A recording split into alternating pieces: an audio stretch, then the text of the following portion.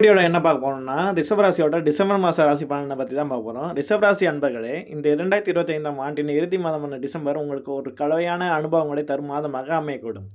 சில விஷயங்களில் வெற்றியும், சில விஷயங்களில் பொறுமையும் தேவைப்படும் காலமாக இது இருக்கும். பொதுவாக இது உங்களுக்கு ஒரு சுமாரான நற்பலன்களை தரும் மாதமாகும். உடல்நலத்தை பொறுத்தவரை இந்த மாதம் உடல்நிலை சற்று கூடுதல் கவனம் செலுத்த வேண்டும். குளிர்காலம் என்பதால் சளி, இருமல், தொண்டை சம்பந்தப்பட்ட பிரச்சனைகள் அல்லது காய்ச்சல் போன்றவை வந்து நீங்கலாம். வேலைப்பளு காரணமாக உடல் சோர்வு மற்றும் மன அழுத்தம் ஏற்பட வாய்ப்புள்ளது. சரியான நேரத்தில் உணவு உண்பதும் போதுமான ஓய்வு எடுப்பதும் மிக அவசியம். தேவையற்ற பயணங்களை தவிர்ப்பது நல்லது. குடும்ப வாழ்க்கையை பொறுத்தவரை இது ஒரு மகிழ்ச்சியான மாதமாக இருக்கும். உறவினர்கள் மற்றும் நண்பர்கள் வருகையால் வீடு களை கட்டும். சுப காரியங்கள் பேச்சுவார்த்தை சுமூகமாக முடியும். கணவன் மனைவியிடையே இருந்து வந்த கருத்து வேறுபாடு நீங்கி அந்யோன்யம் அதிகரிக்கும். இருப்பினும் உங்கள் பிடிவாத குணத்தை சிறிது தளர்த்திக் கொள்வது குடும்ப அமைதிக்கு நல்லது. பிள்ளைகளின் கல்வி அல்லது எதிர்காலம் குறித்த கவலைகள் அவ்வப்போது தோன்றும். பொருளாதார நிலை திருப்திகரமாக இருக்கும். எதிர்பார்த்த இடங்களிலிருந்து பண வரவு கிடைக்கும். அதே சமயம் ஆண்டின் இறுதி மாதம் என்பதால் தவிர்க்க முடியாத செலவுகளும் அதிகரிக்கும். வீடு உபயோகப் பொருட்கள் வாங்குவது அல்லது வாகன பராமரிப்பு செலவு ஏற்படலாம்.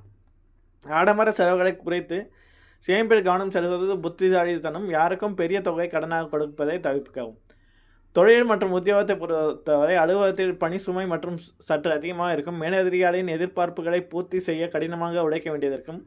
சக ஊழியர்களுடன் வீண் வாக்குவாதத்தை தவிர்ப்பது உங்கள் வேலையின் மட்டும் கவனம் செலுத்துவது நல்லது. மாதத்தின் பிற்பகுதியில் உழைப்புக்கேற்ற அங்கீகாரம் கிடைக்க வாய்ப்புள்ளது.